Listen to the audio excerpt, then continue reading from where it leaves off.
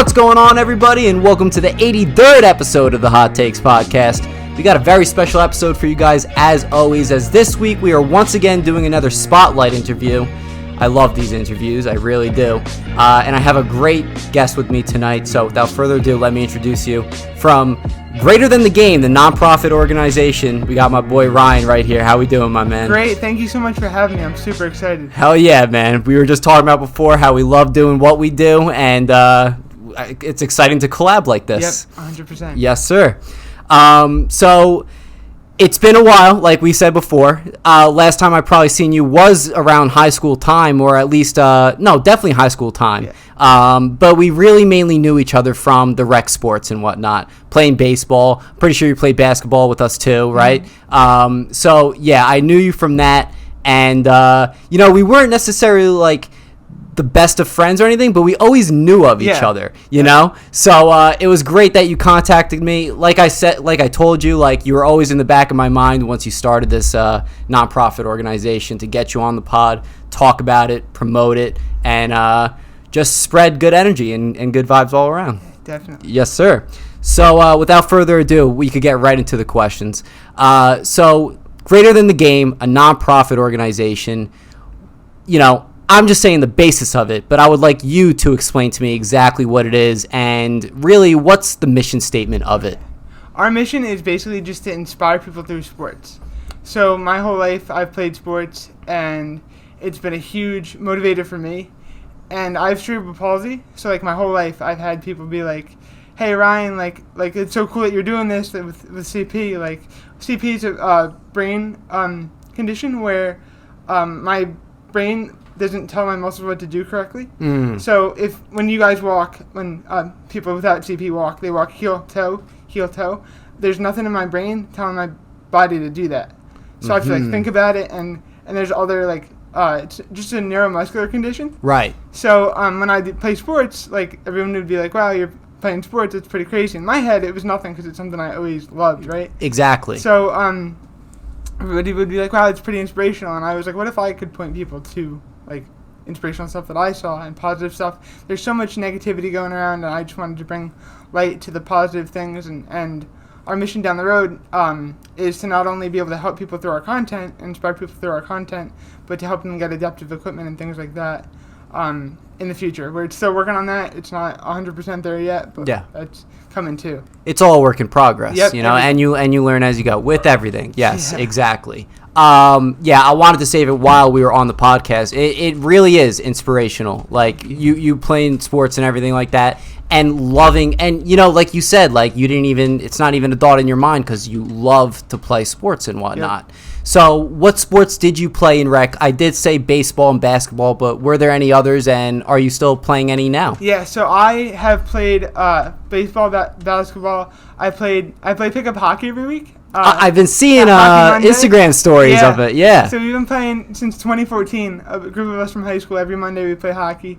None of us can skate, so we all play it's like street hockey. We all just run around. Okay. And it's so much fun. Like it's cool because I'm so competitive with everything else, but like this doesn't matter. So I can really just have fun. Like in baseball, if I made an error, like I'd be mad and it would hurt the team, and like I would want to be better. But in hockey, I still get mad, but it doesn't matter. Like after the game's over, it's over. Exactly. So like we keep stats and stuff, but that doesn't really. Yeah, of course. That's just like the fun part of it, sort of deal.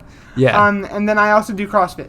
Oh, you do? Awesome. Yeah. Very nice. So I've been doing CrossFit since my senior year of high school too. So. Okay. Very nice. And you play street hockey over at the MJT rink? Yeah. What's the other part of the park called again? I'm trying to remember the name.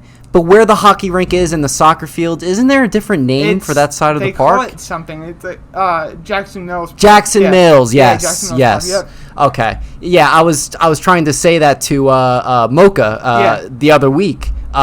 Because he played hockey and whatnot. I'm like, oh, it has a name. I just couldn't think of it. But thank you for reminding me. But yeah, that's awesome. I played a little bit of hockey, like just pickup hockey with, I don't know if you remember Patrick Williams, Frank Bouchel, Scotty Bagsarian, Chris Smalley, people of that nature. Yeah. And it was so much fun, so much fun. It's a blast. And hockey's a great sport to watch as well. Yeah. NHL is sick, man. It is sick. And the funny part about us is, like, we started out not knowing how to play hockey. Yeah. And we still kind of don't know how to play hockey. But, like, we have, like, plays now, and, like, certain people are really good playing together because we switch up the teams all the time. Yes. So it's like, gotten pretty competitive. Like, if you watch us, you would think, like, we were, like, playing for the Stanley Cup. But Yeah. it's just because we've been playing together for so long. Nice. How many people do you play with? About 14. About 14 of you And guys. what's cool is some of the dads come. Nice. So we'll have, like, dads come playing with us, and we have this one kid's little brother comes with us, and it's an awesome, because everybody is, like, kind of, everybody's allowed to play. We always want more people. We always want, it's just a really inclusive environment. I might have to join you guys one of these 100%. nights. One of these nights definitely will. Come too. Oh yeah? Yeah, I've been yelling at him for about a year. To come. Jesse will be a hard one to get. Yeah. Jesse will be a hard one to get for sure.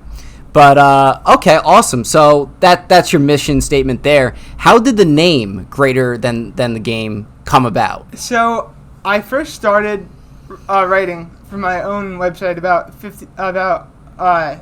when was it? About when I was like 15, so like 2012. And it was under this website called Fanatic Sport. So I was like, I want to be a sports fanatic. I tried that, and it was already taken. Mm-hmm. So under Fanatic Sport, I just wrote about whatever I wanted to write about. Baseball, basketball. They were super long. I was a kid. I didn't really know how to write. It was just like something I did for fun. Yeah. I always wanted to get paid doing it, so I had Google Ads. Aha. I did that in high school, and so when I got to college, I found that, like, hey, like, anybody can write about what happened to the Yankees yesterday. It doesn't take any, like, it takes skill if you're there and you're writing about it, like, from a first person. Mm-hmm. But I'm just taking, at that point, I was just taking what other people wrote and, like, kind of, like, twisting your own words into it. rewriting it and telling people what happened. Sure. And one of my professors was like, hey, you need a niche. You need something to, like that's your own thing. Yeah. And so I didn't want to do it because I hate change, right? So I was doing an interview for Fanatic Sport about this guy named Jim Valvano. I don't know if you've ever heard of him. Sounds a little familiar to me. He's a basketball coach. Mm-hmm. He was a basketball coach. He ended up winning a national championship with South Carolina's UNC Wolfpack is what it is. That's what they call themselves for the most part, though? Yeah. Okay. And they were the I'm actually going to look it up because it's going to Go ahead. Yeah, absolutely. So, while I look it up, they were the lowest ranked team to ever make it to the win the NCAA tournament. Mm-hmm. And the way they won was on a last second shot. The guy missed it, and the guy on his team jumped up and kind of just tapped it with like a second to go, and tapped it right in. It was one of the most memorable moments in sports. It was actually when they in like 2010 they did like the top like 20 or 30 or 100 sports moments of like over the decades, and that was like one of the top ones. And so after, he became kind of like world famous. Yeah. Because the team had an incredible run. He kind of developed, you know how in basketball they'll like foul people at the end of the game? Yeah. He kind of started doing that. Like he was one of the first people to adopt that strategy because he knew that his team wasn't always the most like talented to beat you that way, so he had to come up with different ways to like going around the curves and everything like that. Sure. Yeah. So he ended up getting this really rare form of cancer, and he ended up dying. And in 1990, he did a speech at in the 90s. He did a speech at the ESPYs, which is like a sports award show. And at the time, he was like in bad shape. He was doing chemo. People didn't even think he'd be able to come, but he got up there and he spoke for a good 3-4 minutes. And he talked about how he was going to have his own foundation called the Jimmy V Foundation, where 100% of the proceeds would go to cancer research, and how it wouldn't save his life, but it would save someone else's life. Yes. And he said in the speech, I want everybody to watch it. It's incredible. It makes me cry every time. But he said in the speech, he was like, when I was at Rutgers, and I was like, wait a minute. He was at Rutgers. I go to Rutgers. And so from then on, I asked everybody I knew, every professor I knew, like what, who would know him? Yeah. And I finally got to someone who knew his roommates, who knew his roommate. Okay. And so I reached out to his roommate, and his roommate happened to be Bob Lloyd, who is the head of his who is Rutgers' best basketball player like ever. He holds like all the stats. He scored over 2,000 points with no 3-point line in 3 years. Okay. Like he was drafted in the NBA in like the 60s. Like he was pretty incredible. He runs the foundation, and they were roommates. They were also roommates in the same dorm that I was rooming in, on the same floor that I was rooming in. Whoa. So after the interview, me talking to him about Jimmy V and what he was like in college and all this stuff, he was like, "Hey, how come there are no positive sports like clips and stories on ESPN? They don't have positive sports hours. Like they have E60, but that's not always positive." And I was like, "That's what I'm doing for the rest of my life. That's what I'm doing." And I remember I was in the car, and I was about a year after that when I was trying to change the name. And I was like, I was like praying about it because I didn't know like what I was going to do. And I was like, I want to tell stories that are greater than the game, and it popped. And I was like, that's it. That's what I'm doing. That's beautiful. That's an awesome story too. That's amazing. That same floor, like same everything. I was like, what room? He was like, I don't remember. I was like, yeah, it was a long time ago.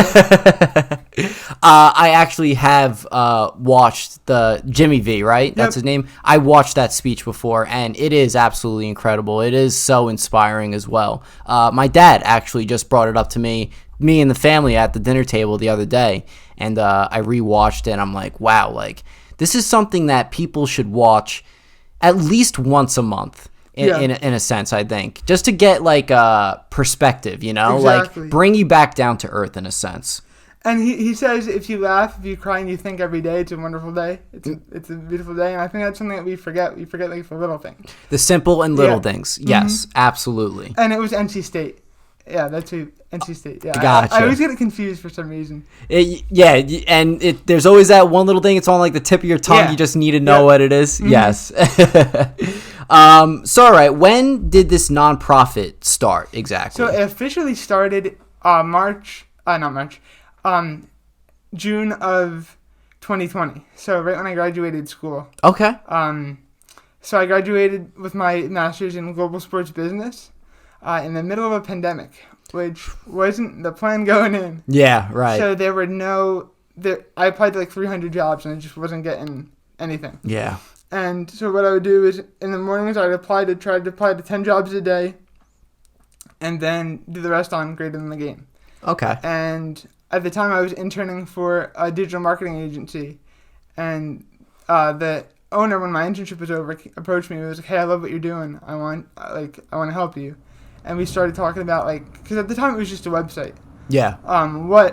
What best fit, how it can help the most people, what I wanted to do with the organization, and they're like, "Have you thought about a nonprofit?" At the time, I thought nonprofits. I was like, I want to do this as a job. Can I do that as a nonprofit?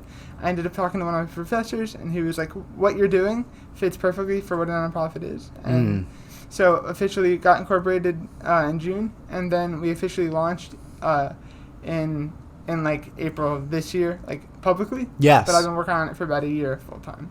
Okay, because I was looking at your website before, and I believe like one of the first like articles that you published on that website was in 2016. Yeah. So it's it's been worked on heavy during this past year and last year and whatnot. Yeah. But it's really been going on for much longer than that, and it's been being worked on, and you've been crafting your skill for much longer. Yeah, if you read that article from 2016 and read articles from now, it's so different. Yeah, the I'm sure. Style, yeah, I was just so much younger.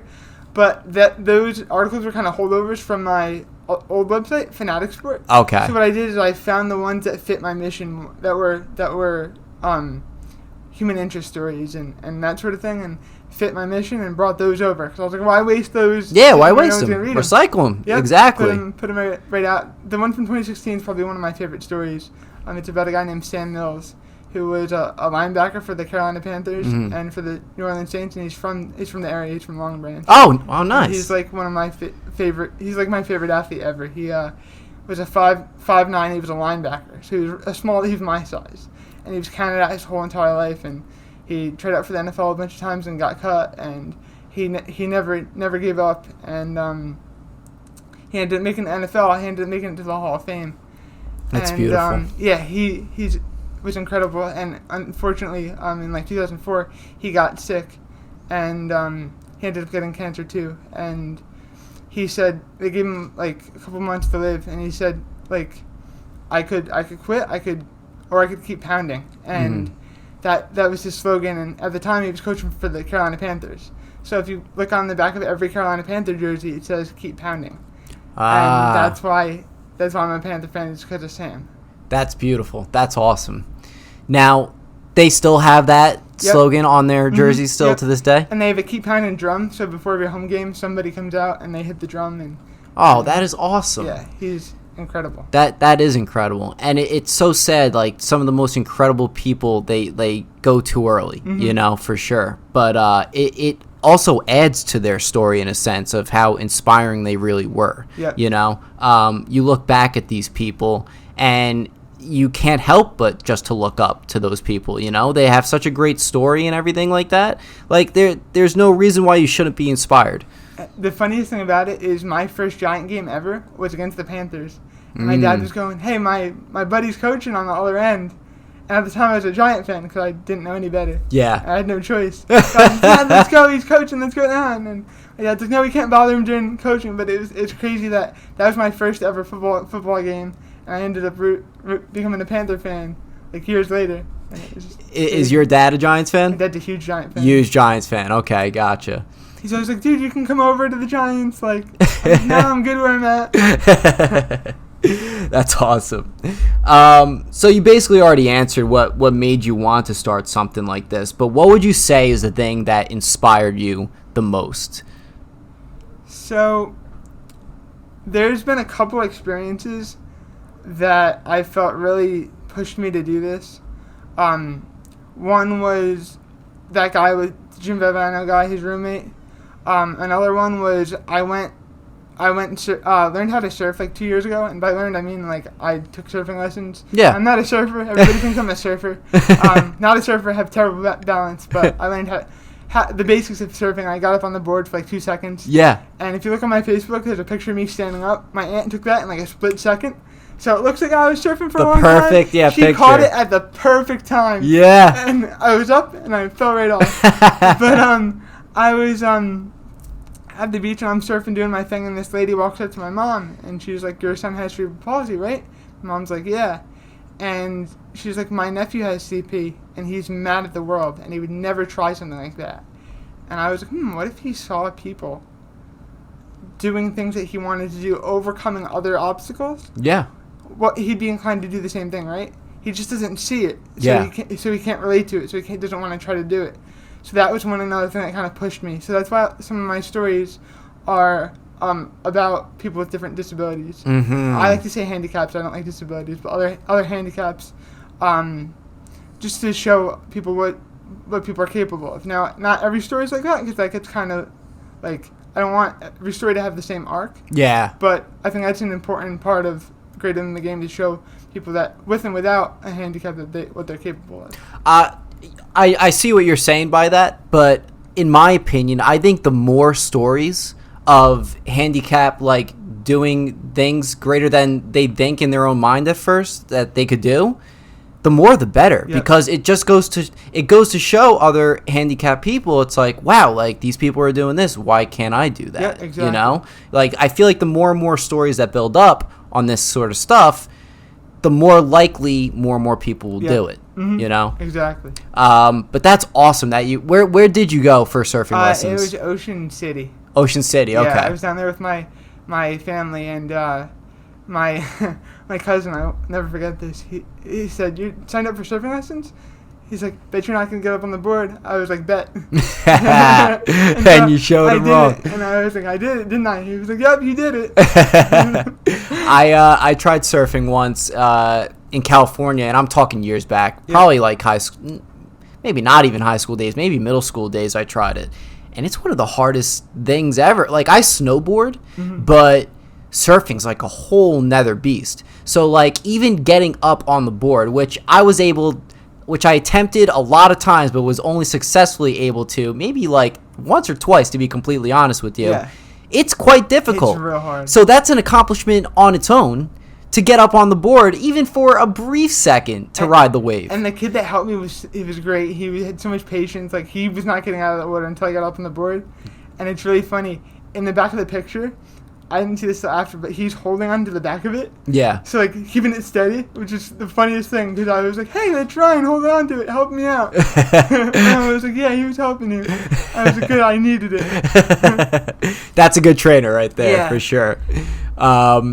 Okay, so how did you get started forming the organization? Did you have any help along the way and things of that nature? So I've had help from the digital marketing, the head of the digital marketing organization. It's SemGeeks.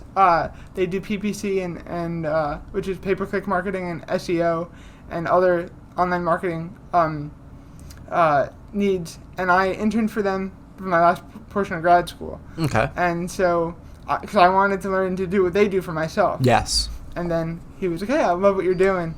And so he's been helping me. And then my professor who was my law professor in grad school, he helps people create charities, like athletes create charities. Okay. So, or nonprofits, I should say. Yeah. And he's been helping me, and I have a board of a professor and my mom and stuff like that. Yeah. Is it Finkelstein? Yeah. Finkelstein? All right, so I saw that name. So let's get into that a little bit. I saw there were 2 members on your website. So I wanted to know, there was, I have their names down here now. What is it? Let's see. Oh, yeah, so I hope I'm saying this right. Myron Finkelstein and Kimberly White. Yeah. They're both members, and they have a little description of what they do on their own and everything like that. But so you told me the role of him. What's Kimberly's role necessarily? She is, I'm gonna be honest, guys, she's my mom.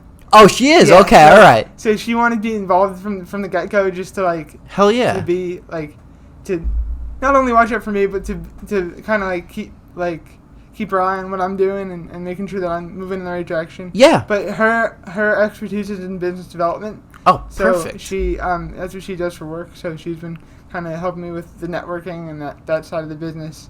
And awesome. Professor Fink is just great at marketing and has really big picture ideas. He's kind of more the big picture, and Chris, my digital marketing guy, who's amazing. He's been helping with the day-to-day. This is what we're going to do. This is where you need to focus. This is where we're going to build the content. Get on TikTok. I'm a late adapter to that kind of stuff. Yeah. Get on TikTok, and when we get enough money through our GoFundMe and to the organization, how we're going to use it to the best ability to get the most views and stuff like that through the online version. And so it's a whole big team effort. And I'm just trying to keep everything straight. Yeah.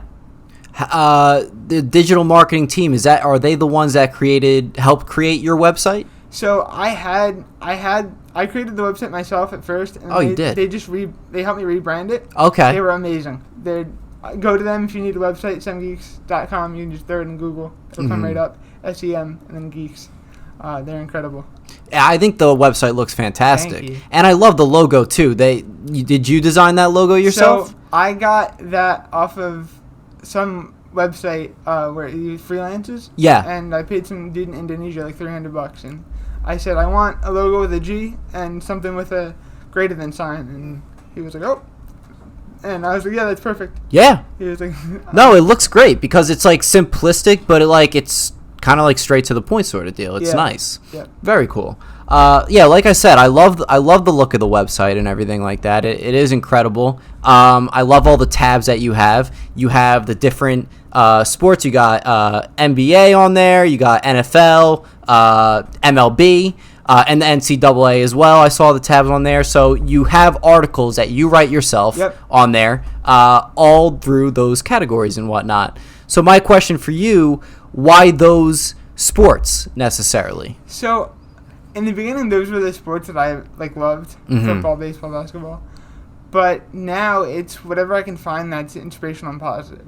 So those are just kind of tabs to organize it for Google. Yeah. For SEO, search engine optimization, that helps if you have it organized that way. Mm-hmm.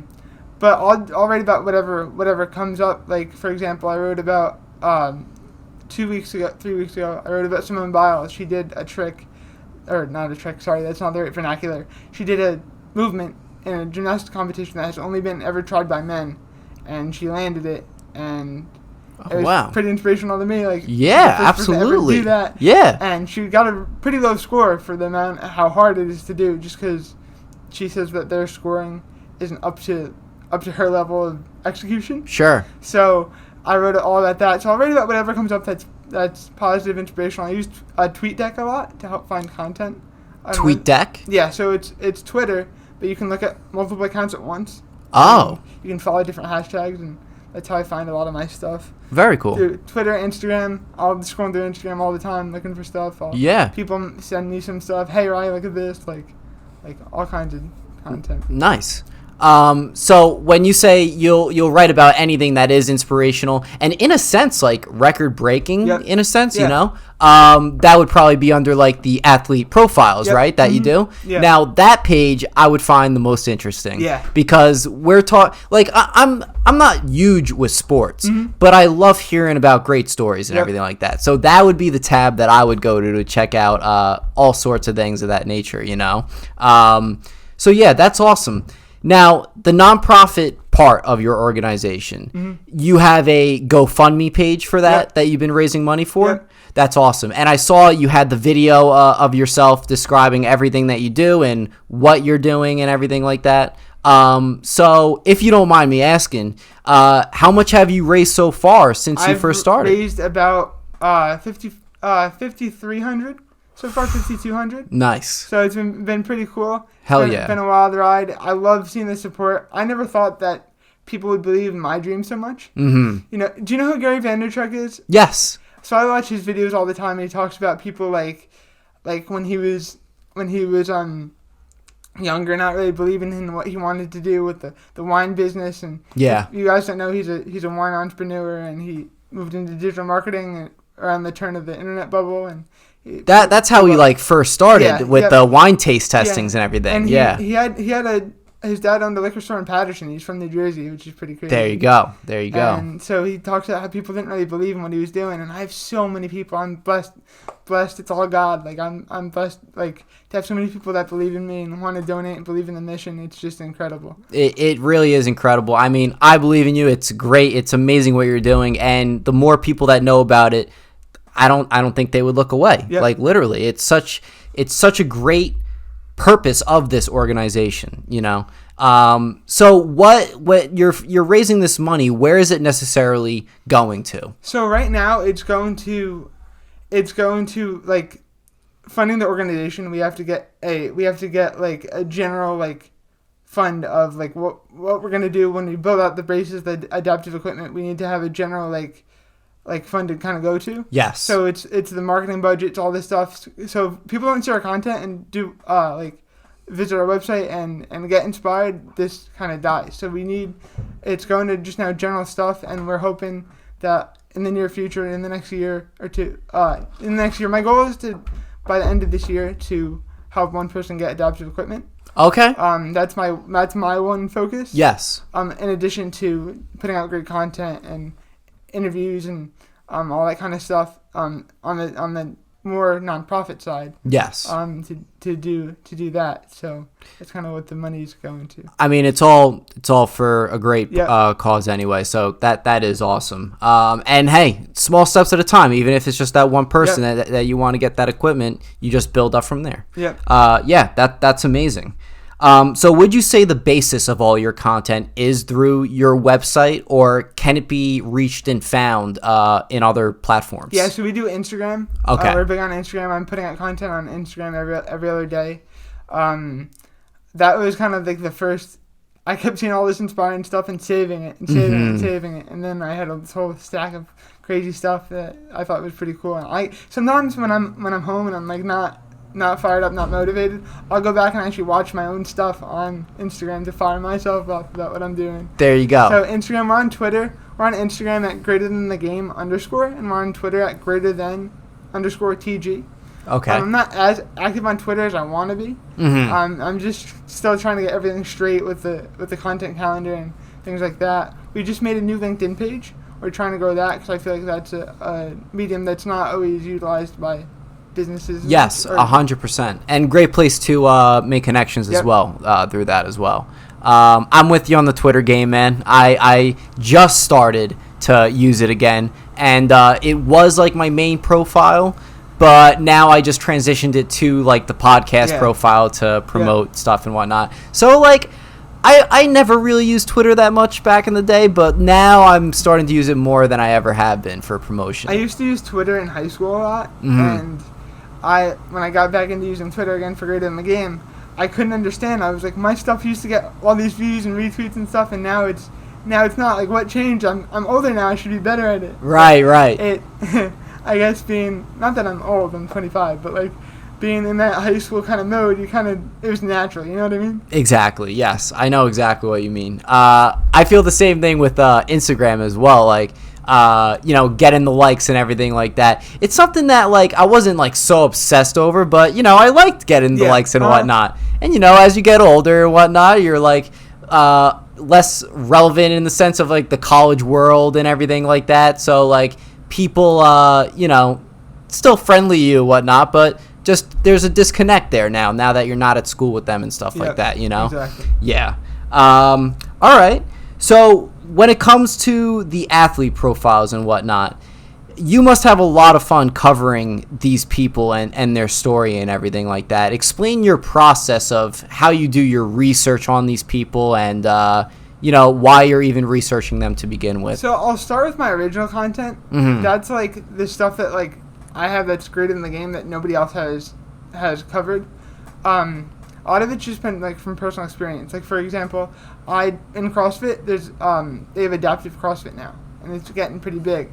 So I did my first adaptive competition in 2019, and it's kind of grown from there. And I'm super competitive, so anywhere I can compete, I'm there. You're there, yeah. And so I went to an adaptive training course where they kind of teach people how to adapt movements and things like that. And while I was there, I met two guys, Kevin Ogar and Logan Aldridge.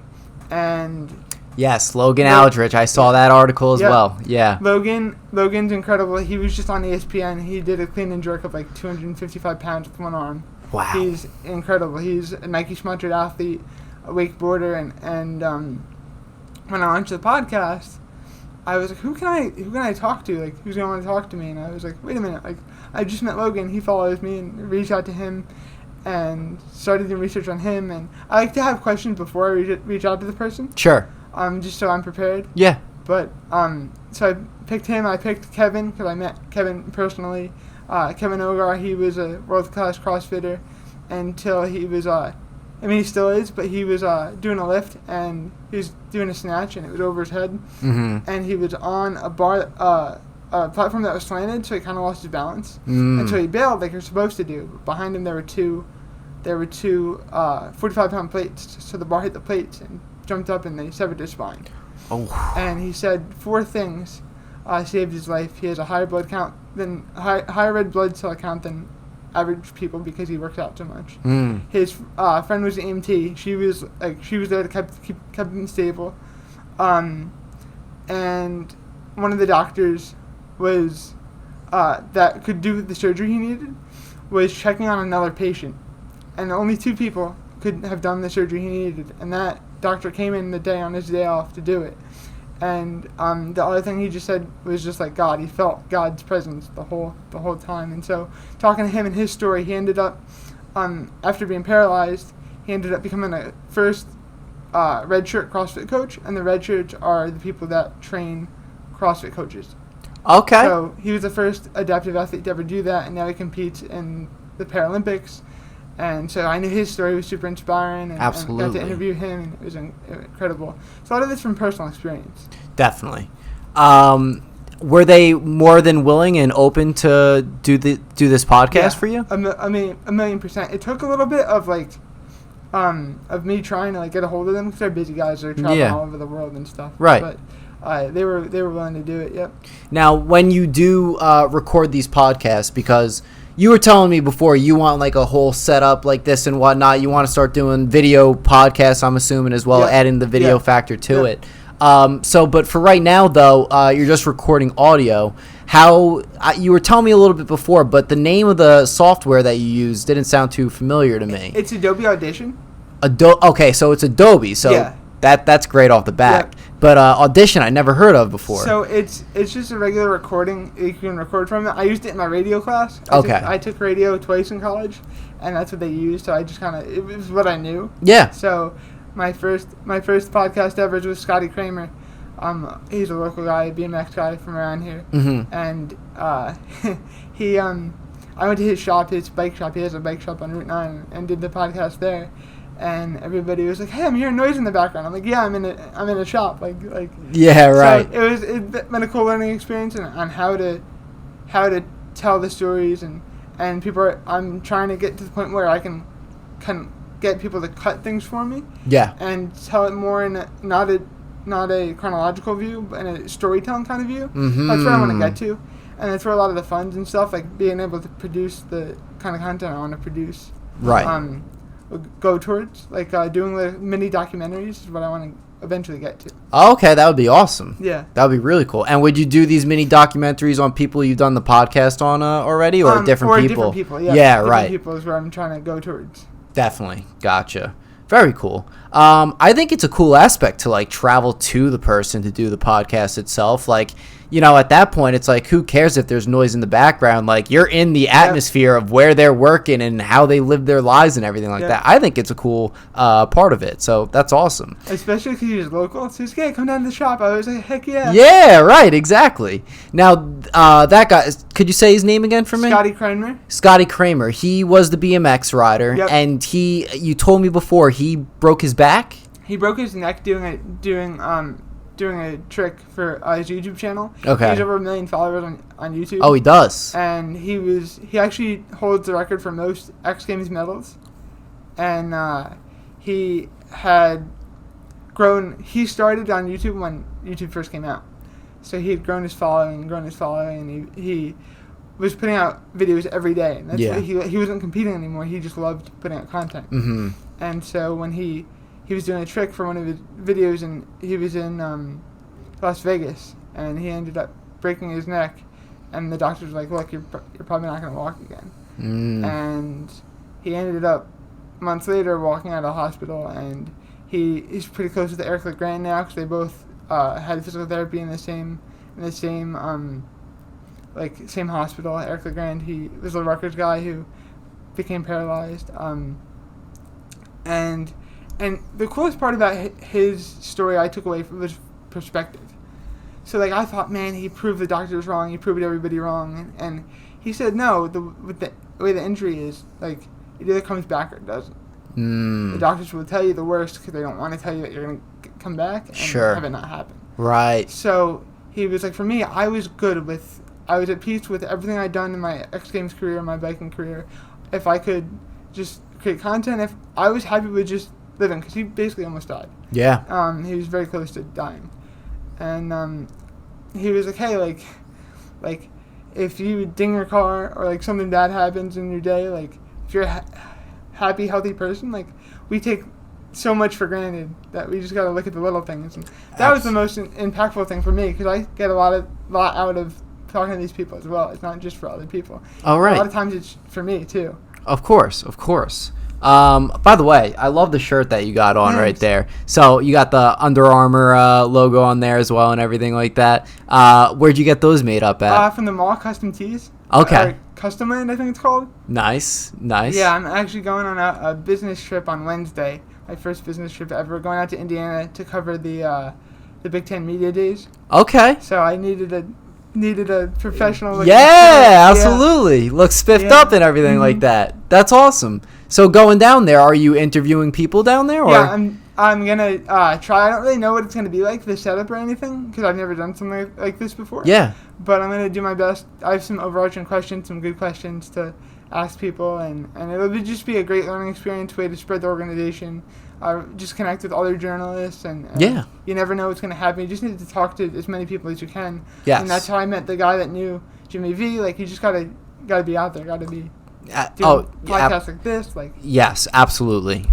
You gotta be open-minded for one thing, and don't take anyone for granted either, because talking to people, and also be yourself as well. There's nothing better than that, and to show people what you want your purpose to be and everything, what you're trying to achieve, and people are most likely to help out. Yep. So that's awesome. I bet you can't wait for that. That seems like it's going to be an awesome trip. I'm so excited. Hell yeah, man. And like all this stuff, like it's been happening. I've been putting in the work, but a lot of this stuff I feel like is just like God, like I couldn't do it without him. Like I wasn't actively trying to go to the Big Ten Media Days. A professor knew somebody that got in contact with me and was like, hey, I love what you're doing. Like, I want to help you. Like, have you thought about going to Media Days? And so a lot of it's been like people just reaching out and stuff that like I'm not even like actively pursuing. It's been happening.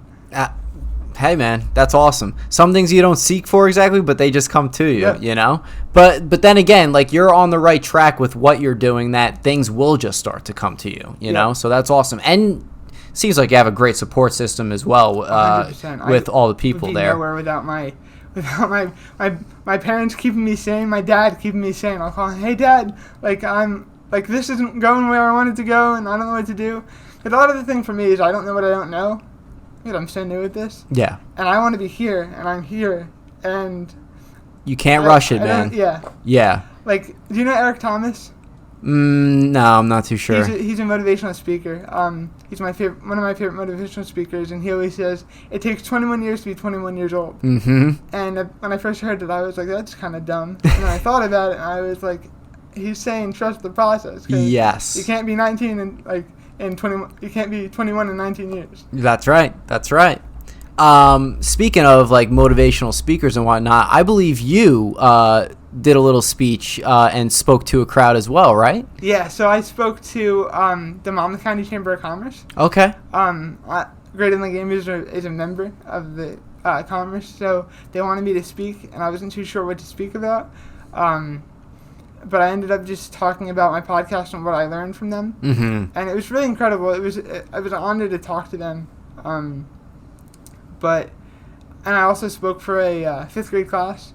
One of my friends is a teacher, and they were reading a book about someone with a handicap. And she was like, hey, can you come in and talk about your experiences? Yeah. And it was funny because my experiences with him and his experiences were kind of the same, even though we have different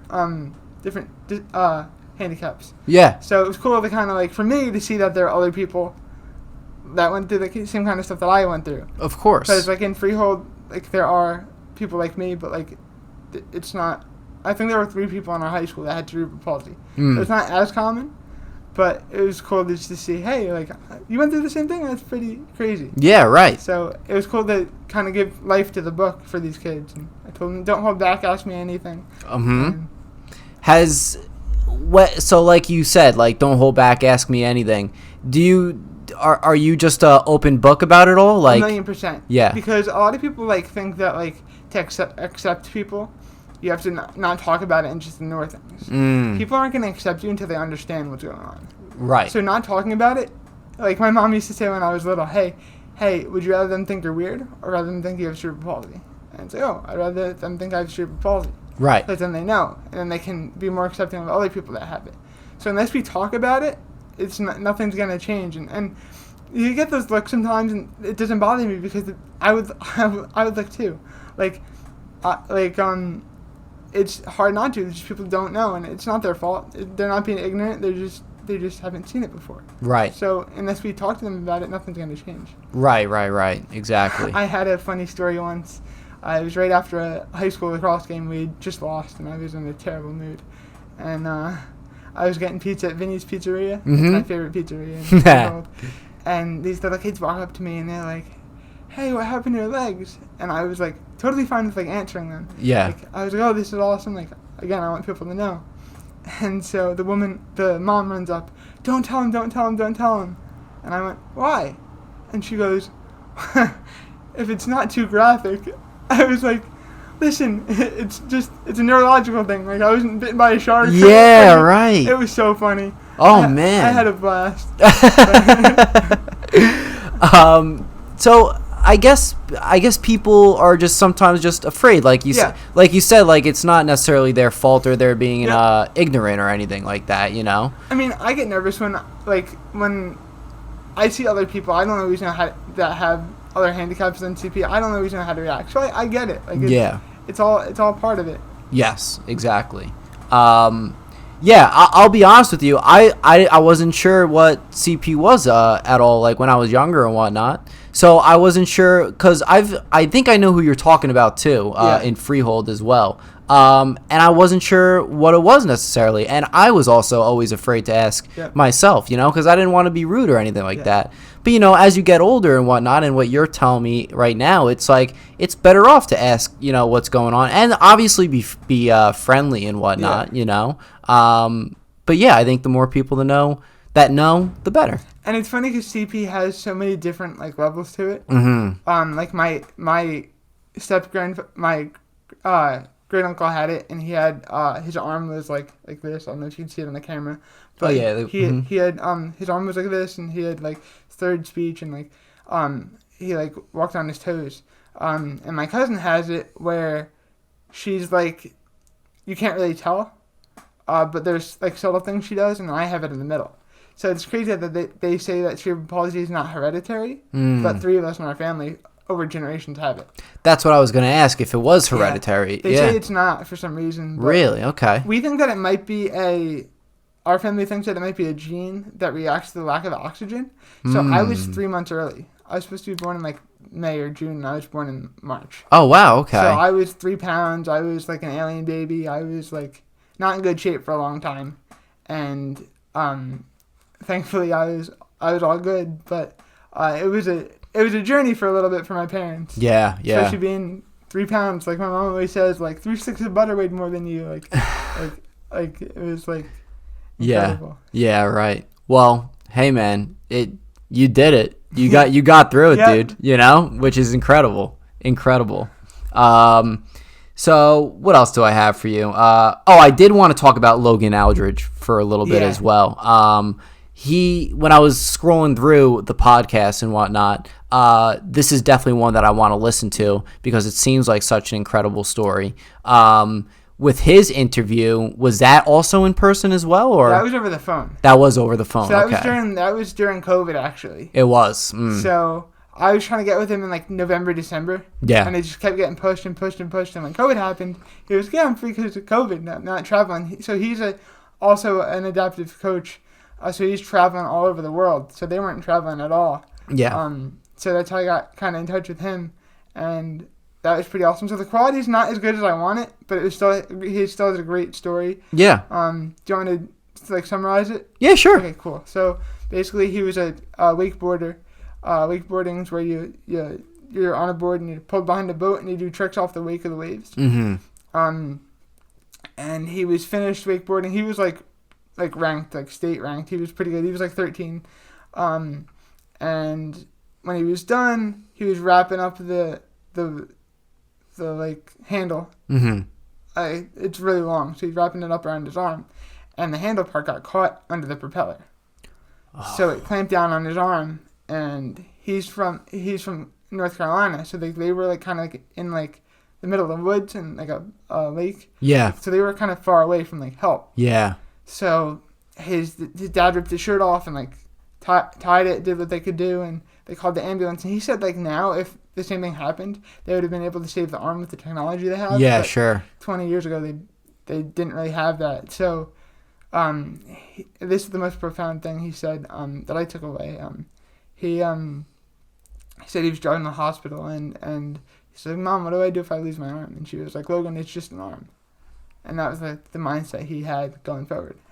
He became a D3 lacrosse player. He became a Nike-sponsored athlete, which isn't easy to do at all. Yeah. He teaches CrossFit. He's incredible. I highly recommend that podcast. Yeah, I'm going to definitely check that out and listen to it. I bet you it is a terrible thing that happened, but I bet you he wouldn't want it any other way. Yeah, that's what he says. That's what a lot of these people say, which is pretty interesting to me, because I can't imagine, like, having something and losing it. Like, for me, I always had CP. I don't know anything different than having cerebral palsy. Because I was born with it. So a lot of people say, like, I was in a group once for with other handicapped people with different disabilities in college, and they were like, how do you cope? And I was like, cope with what? It's not something that just came on. I've had this forever. Right. So like that's kind of like where I'm always coming from. I can't imagine like being a tremendous athlete and then having something be lost, but that makes it even more incredible. Yeah. Because they're able to come back from that. Like the mental fortitude is even more like impressive than the physical stuff. Oh, for sure. For sure. Let me ask you this, if you don't mind me asking. Yeah.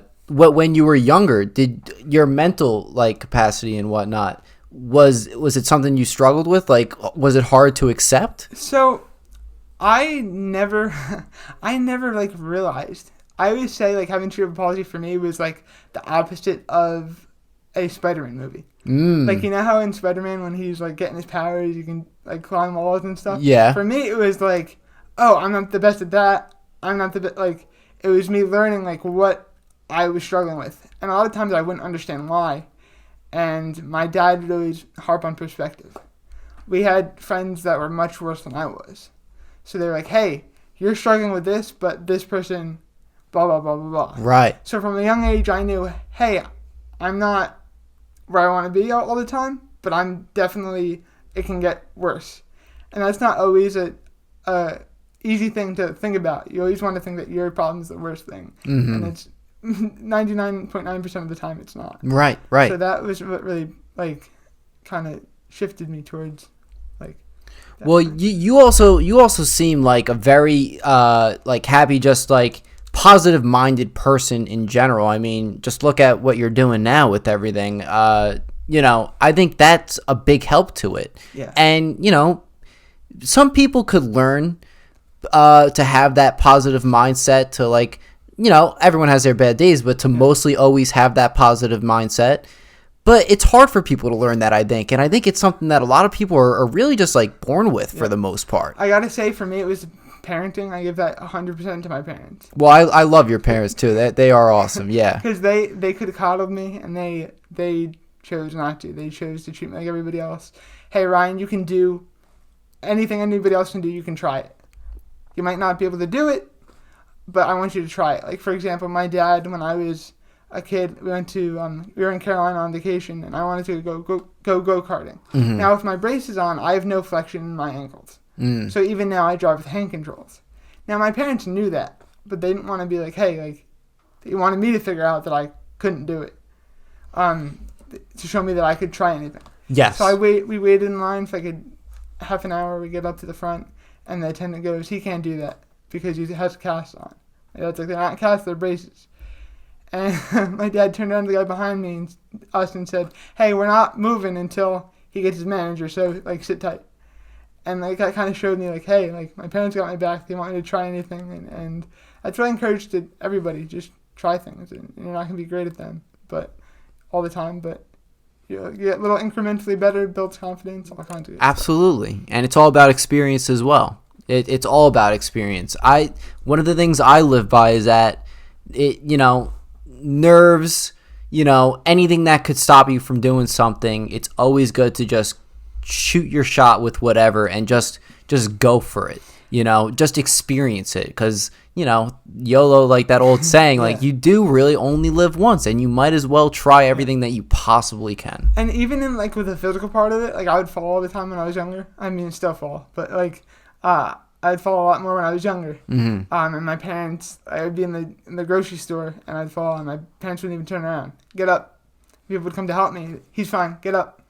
And it built that mentality of I fell. Get up. Yeah. And that's what I kind of try to live by. Hey, you're down. Get up. Like it's very easy to say, and a little bit harder to put in practice for people that haven't been doing it their whole life. But my parents have kind of built that in me, so it's all them. Right.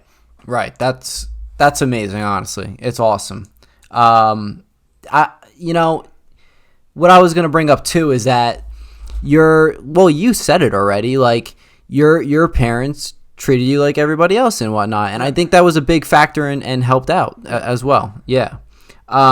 So what's your end goal but like, where do you see your podcast in the future? Like, we were talking about having your own setup and everything like that. What exactly do you want it to like look like? You know, like, do you want to have people come to you, like here, like in-person guests and whatnot? What's your plan for that? So I see Greater Than the Game as a huge organization, like a Bleacher Report, like a NBC Sports, like that sort of thing, but with all our content, and helping a certain number of people a year get the equipment, and because there's a lot of stuff where I want to go eventually is there is a gap of coverage between what insurance will cover. A lot of people have insurance, right? But they have a certain deductible, really high deductibles. Like we have a $3,000 deductible. So when I need braces, we have to pay out of pocket until we reach that deductible. Now, chances we're going to spend $3,000 on health insurance is pretty low. So a lot of people that don't have the ability to pay out of pocket, I want to be that in between. There's always a gap. Now, I'm going to be 26 in 8 months off my parents' insurance, and there was another gap. Hey, what about these people? There are a lot of programs for people that are like younger, that sort of thing. But like, what about the person that's not on disability, not getting money from the state? What do they do if their job isn't covering? They don't have good health insurance. Right. So I want to be there, helping people with that portion of it, and then just keep putting out inspirational content and be able to cover different events and just bring some joy to people. If we can do that, we can change the world. If people can see, hey, maybe what I'm going through isn't so bad, or hey, wow, that person did that, I can do that too. Yeah. Like if we can do that, we can, little ripple effects, we can change the whole world. Right. Yeah, absolutely. I look at it, and I'm only saying this because we were talking about, Mocha, how much you love that interview and everything like that. It's almost like a virtual sponsor in a sense. You know, looking, you know, sponsor being like inspiring another person, like is like, listen, I've been through the same thing you've been through, like, and look where I am now, sort of deal. Yeah. It's like a virtual sponsor in a sense. Like I say, like, just keep building up the stories, like see how many people are doing these incredible things that are handicapped and whatnot, or had an injury, whatever the case may be. It is a virtual sponsor in that sense. It's like, look, these people are doing it, I could do it too. And I thought sports was just such a brings people together. So it's such a relatable thing. Like, you might not be able to relate to like different religions or whatever, but you can relate. People can relate to sports, even if you're not a sports fan. You can understand it's like human. Yes. You know what I mean? So it can bring people together, and they can see different things, different aspects. I mean, sports takes skill, athleticism, motivation, the right mindset. Yep. It's something that everybody should have and almost need in a sense. And yeah, you're absolutely right. It relates to a lot of people, and it does bring people together.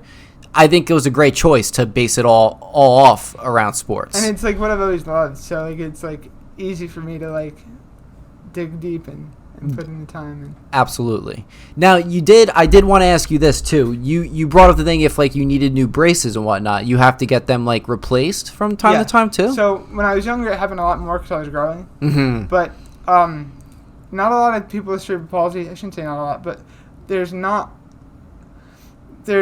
a lot of people with cerebral palsy are in wheelchairs or are not as mobile as I am. Oh, okay. So I put a hurting on the braces, and it's always funny when I get a new brace guy that comes in, and he's like, how long did these last? And I'll be like, 2 years, 3 years, and they'll kind of scoff, like, no, like my braces are but and then a year later, I'm back, hey, this broke. What do you mean it broke? Well, I was doing CrossFit. You do CrossFit? So it's like that kind of thing. So they need to be replaced after a while. Because a lot of times my body, I start to crouch, so I'll pull the braces down, and they won't stay like upright and stuff. Right. So they need to be fixed every so often. And I mean, doing sports and everything like that too, it probably factors into that as well. Yeah, but it's worth it, right? I always get yelled at for like running and stuff. Like I was at the doctor like a few weeks ago, and I was telling him how I tripped, and I like landed on my hand and like had like a cut in my hand, and the brace guy was there, and he was like, well, maybe you shouldn't be running, and I was like, maybe you should shut up. Yeah. Not happening, right? Yeah. Exactly. But I get he's thinking it from a purely like brace perspective. Yeah. I care more about my mental well-being. And, yeah, exactly. Your happiness and everything like that. Absolutely. All right, man. Let me see if I had any other. I do have like speed round questions for you that we'll get into it. But let me just make sure I didn't miss on anything either.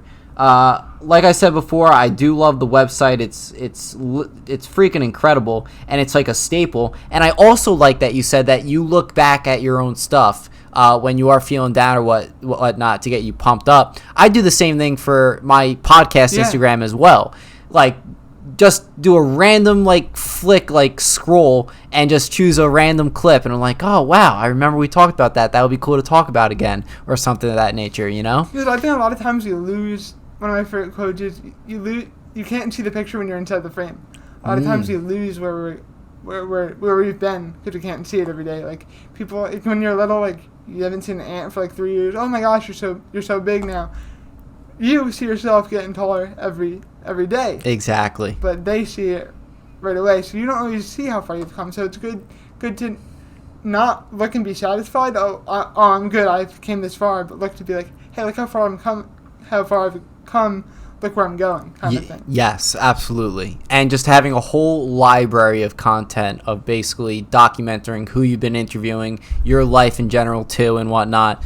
It's incredible. And that's one of the things I love about the podcast too, because most of the topics that I do, it's usually something I'm interested in at the time. So it's cool to see that, you know. I think it's a cool little history lesson of like one's life in a sense. And you can go back when you have kids and stuff and be like, hey, look. Exactly. Oh, I'd be scared to show my kids some of these podcasts. They'd probably think they'd be so cringy sometimes, just because, you know, it's like, oh wow, what is my dad doing on a podcast? Is he on like the 180th Star Wars by then? Like, back in 2000. Yeah, right. Or like Star Wars has been gone for a while. Or it comes back and I just text Luke, we got to get the band back together, man. All right, let's do these speed round questions that I have for you here. How we kind of do it, it's like 5 seconds or less to answer them, all right? So here we go. Number 1, favorite sport to watch? Baseball. Favorite sport to play? Basketball. Favorite athlete of all time? Sam Mills. Okay. Favorite sports movie? Oh, that's a good one. The Replacements with Keanu Reeves. Keanu Reeves was in The Replacements. What is that about? That's about these football players that they go on strike. So the city has to get these whole new football players while these guys are on strike, and they're all just average Joes. Okay. Or like wannabe football players, or like retired college football players, and Keanu Reeves plays the quarterback Shane Falco, and it's all about. They're trying to just win one game in the playoffs because like they're running out of time. Yeah. And it's hysterical. It's one of the funniest movies. I need to check it out. It's like probably my second favorite movie of all time. Of all time. Okay. All right. Those are strong words right there. All right. And Keanu Reeves too, huh? Yep. I love him. All right. I'm gonna add one more at the end, but this is my 5th one. Favorite sports documentary. I'm gonna be cliche and say The Last Dance. Okay, all right, nice. I would have said the same thing, to be honest with you. Nice. Do you like the 30s on 30s that they show? I love those. I actually growing up, I wanted to work for them. Yeah.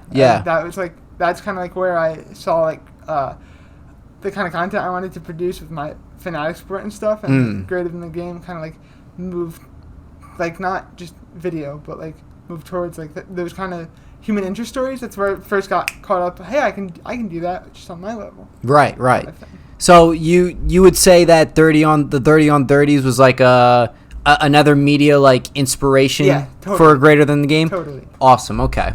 And then the last one I didn't add, but I did just think of it, was favorite sports game, like video game to play. Ooh. Now this is going to be a throwback. Okay. So I have a GameCube and I have a Wii. And I think all the Wii sports games kind of stunk. Mm-hmm. Not Wii Sports, but like the MLB. Sure, yeah. So I play NBA 2004 on my GameCube. I brought it out for the first time in probably like 15 years during COVID. Was that before like 2K was even a thing necessarily, or? Probably. Okay. It was like for example, like Jason Kidd still playing for the Nets, and like Vince Carter's on the Raptors, like way back. Like Scottie Pippen's still playing. Yeah. Shaq and Kobe are together. It's insane. And when I first started playing it during COVID, I was like, I used to get demolished because I was never a big video game guy. I get annihilated by the computer. I remember my first time ever playing, I thought I scored 100 points, but I was playing as the other team that had 0 points. I just didn't know it. And so, absolutely annihilated. So I'm like, all right, I'm 24, 25. Like, I can be much better than I was. Nope, still getting bodied by the computer. Yeah, some people just aren't. I mean, I'm one of them. I have my video game series and whatnot on YouTube, but I'm terrible at video games, man. It's like not even funny. Jesse, on the other hand, though, is incredible at a lot of games. I'm sure. He's good at Super Smash Brothers. Nice. He's a fanatic with that. My roommates used to play that like competitively in college at Rutgers. They were part of like the Smash Club. Yeah. And they would get mad at me because I'd play with them for like fun, and I would just hit the one button. I'd hit side B all the time. Yes, They'd be like, stop doing that. Just spamming it. The only thing I know how to do, dude. Like, they wouldn't pay attention to me, so they'd be fighting on the one end of the arena. Yeah. Like the three of them, and I would just wait until I got close to the edge and side B, and they'd be like, stop it. Who's your character of choice in that game? Pitt. I'm curious. Okay, Pitt. Nice. Because if I get hit really hard, I can kind of fly and hopefully not get out. Yes. But gotcha. All right. There was one last question I wanted to ask you. I need to think about it for a sec. Okay. So this is just a theoretical sort of question or whatnot, but like in the future, where do you like see yourself necessarily? Like, where do you want to be? What kind of job do you want to be? Do you want to just strive with greater than the game, or do you want it to evolve even more?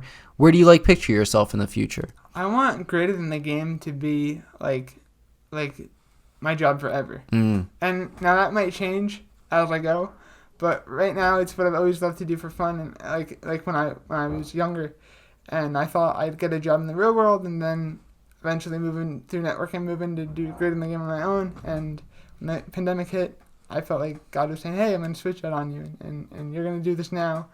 And I want to grow it to be a sustaining organization and to have other people working for us and other writers and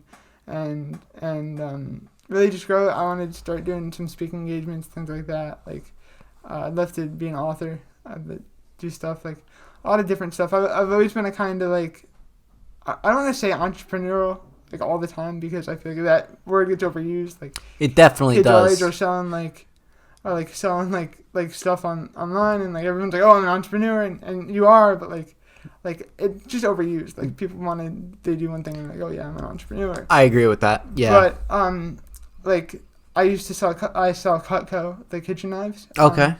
And so I've always kind of had to like do my own thing. Like I had a hard time getting a job out of high school, like a part-time job. And then I found Cutco, which is like you're selling kitchen stuff, so like they hire whoever. And your mom actually bought stuff from me. Oh yeah? Yeah, when I first started. And so I started doing that because like you could be your own boss. I could do writing on the side. Like, yeah. Like, and I got really good at it. I ended up selling $20,000 my first summer. Wow. And then I sold 22 the next summer, and right now I'm about 5 years in, I'm over $100,000 in sales. That's awesome. So I've always been like itching towards that having to do things my own way. Yes. So working on your own time, things of that nature. And I'm dyslexic, and so when I would write I was a journalism major before I got my master's, and they had people come in from like journalists, and they'd say how everything's on a time crunch, and I'm not very good at doing things in a timely manner because I have to edit a lot and all this stuff. I was like, if I'm gonna do this, it has to be from me. Yes. Like I have to be in control of what I'm doing because I'm not gonna be able to. Now holding myself to that standard every week of getting it out on time, and I always shoot for Wednesdays, like come out Thursday or Friday, like that sort of thing has been. I need to be better at managing myself, but I'll tell you one thing, like it's good to have a schedule like that. Yeah. But you know, if it's not perfect in your eyes, yeah, then don't release it. Then don't release it till it is. You know, I think it's okay if you're a couple days late with it or whatnot. Yeah. Make sure it's the best that it could be, and then release it. So I wouldn't stress that much about it, especially because this is your own thing. You know what I mean? You don't have to worry about people telling you, like, listen, this has to be out this day and everything like that. Yeah. You're your own boss, which is absolutely fantastic. Freaking proud of you, man. I think it's awesome what you're doing, dude. Please keep it up. It literally is incredible. And yeah, man, thank you for coming on this podcast. I had a blast. Thank you so much for having me. Oh yeah, man, absolutely. And I would love to have you on again for like a sports episode that we did one time. Yeah. Luke usually hosts the sports episode, so you'll get to see him. Nice. And I don't know, maybe you said your favorite sports watch is basketball. Maybe we'll get you on for a basketball topic. Be great. Hell yeah, man. Luke and I go way back. We learned how to read together, so like okay. In elementary school. So hell yeah, man. Yeah. Awesome. He's actually the one that told me, he was like, hey, did you see Ryan's Greater Than the Game? And I was like, no, I didn't. And he was the one that got me to check it out and whatnot. And that's where the seed got planted. It was like, all right, one day we're going to get him here on an interview. Definitely. And here we are, man. We did it. Before we go, I know you said it before, but why don't you plug in where people could find you? Sure. So we're at Greater Than the Game _ on Instagram. Greater Than the Game _ Greater Than _ TG on Twitter, and we're at Greater Than the Game on LinkedIn, and you can also find our GoFundMe on our mission page on greaterthanthegame.org. Gotcha. And all that will also be in the link in description as well. Yeah, man.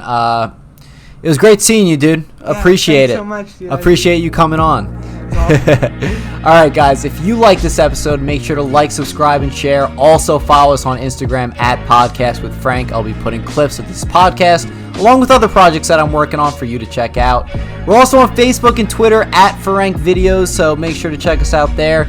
We're also on TikTok, too. You said you were on TikTok as well, right? I just downloaded it today and didn't set it up yet. Oh, okay. Hey, you started it up, so that's cool. Yeah. That's awesome. So that'll be in the link as well. Description as well to check it out on TikTok as well. And that'll do it for us. Have a great night. And peace out. So that's why I'll go into my number 5. And I've always been an anti-Netflix guy. And that's why it's my number 5. Netflix is I don't watch as much Netflix as I used to. I occasionally put certain stuff on. My girlfriend loves Netflix. Just for me, I don't love their content. Their original content's not my favorite. I think it's good. I think in the beginning, they were so hyped because they controlled the market. They literally had the fucking Office. They had this. They had that. They had everything. Yeah. Everything on it. Right. You couldn't touch it. But now other companies have HBO, Disney, all these other companies have been like, we're taking our property back, we're taking this back, and those other properties have thrived off of it now because now you're watching on that, and another show, and another show, and then not only that, you're subscribing to it. Like, I gotta buy this because it has this or that. So, and I was always someone that I was like, I'm never gonna have all these, and now I have all of them, and it's because. Not only because, I have to watch The Office. Like, when I wanted to get Peacock, I never wanted it for The Office.